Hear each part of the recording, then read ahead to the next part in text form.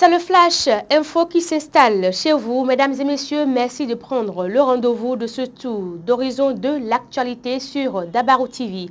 La région Grand Est, à travers GESCODE, a organisé du mardi 19 au mercredi 20 novembre 2024 à Parakou un atelier de partage de connaissances sur la coopération transfrontalière et l'intercommunalité. Cet atelier est organisé au profit des maires et secrétaires exécutifs de l'association pour le développement des communes du Bogou à Décob et de l'association pour la promotion de l'intercommunalité dans le département de la Liborie à Pida.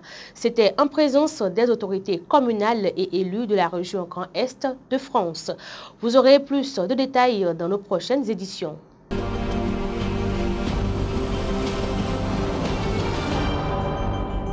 Un tour à la capitale pour dire que le gouvernement est attentif à la demande des partis politiques de l'opposition au sujet de l'audit du fichier électoral dans le cadre des élections générales de 2026. Le lundi 18 novembre 2024, le ministre de la Justice et de la Législation, Yvon Detchenou, a reçu en audience les responsables du cadre de concertation de l'opposition. Les cadres présents à la rencontre ont concentré leurs échanges sur le mécanisme en vue de la formalisation de cette demande des partis de l'opposition. Selon la garde des Sceaux, Yvon Detchenou, cette séance d'échange intervient suite au souhait émis par le parti LD au sujet de l'audit du code électoral lors de leur rencontre avec le chef de l'État le 27 novembre 2023. Cette demande a été accueillie favorablement par le chef de l'État qui a donné son accord de principe pour que cette révision du fichier électoral se fasse.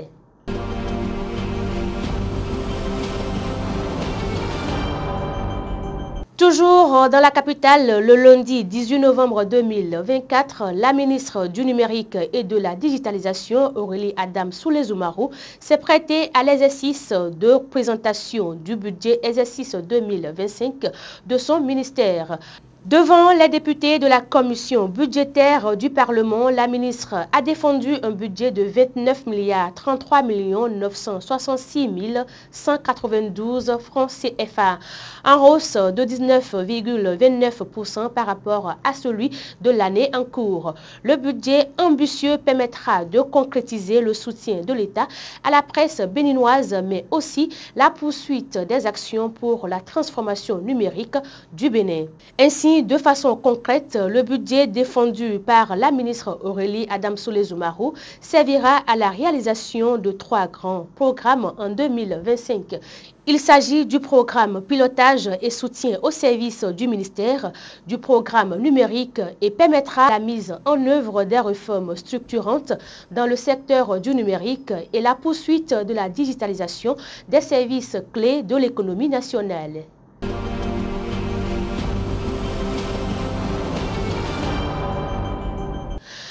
La fondation Friedrich Ebert Stiftung a désormais une nouvelle représentante pays au Bénin.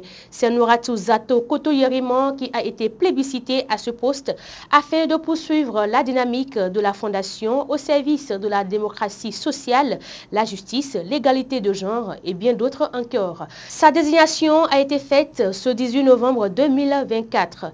Elle aura en charge de mener à bon port toutes ces actions de développement de la FES. Lesquelles actions concernent également la bonne gouvernance et le leadership politique au service de toute la population.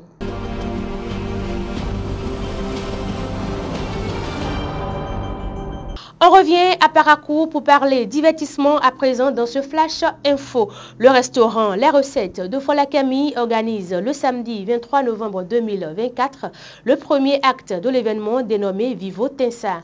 Cette journée spéciale sera dédiée au divertissement avec une riche programmation comprenant divers jeux. Un moment idéal pour se détendre, s'amuser et partager des instants mémorables de bons vieux temps et inoubliables.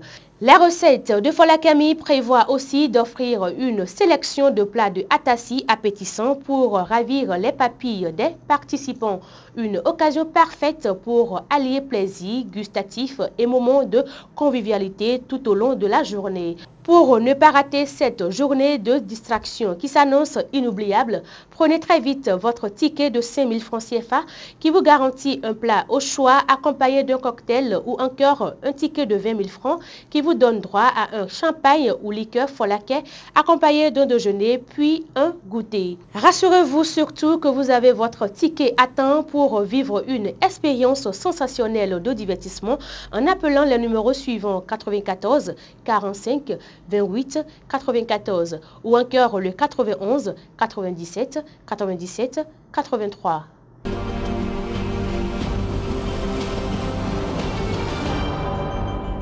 Une information à l'international avant de boucler ce flash info 2 jours après la tenue du scrutin. Les résultats officiels provisoires des législatives anticipées ont été rendus publics ce mardi 19 novembre au Sénégal. S'il confirme l'hégémonie du PASTEF, il montre aussi que l'ancien président Macky Sall a manqué son retour sur le devant de la scène à la tête de la coalition d'opposition Taku Wallu. Arrivée certes en deuxième position, elle reste malgré tout bien loin derrière le parti au pouvoir. C'est cette information qui vient boucler ce flash info. Merci mesdames et messieurs d'avoir été des nôtres. Merci à l'équipe de réalisation. Très bonne suite de semaine à chacun et à tous.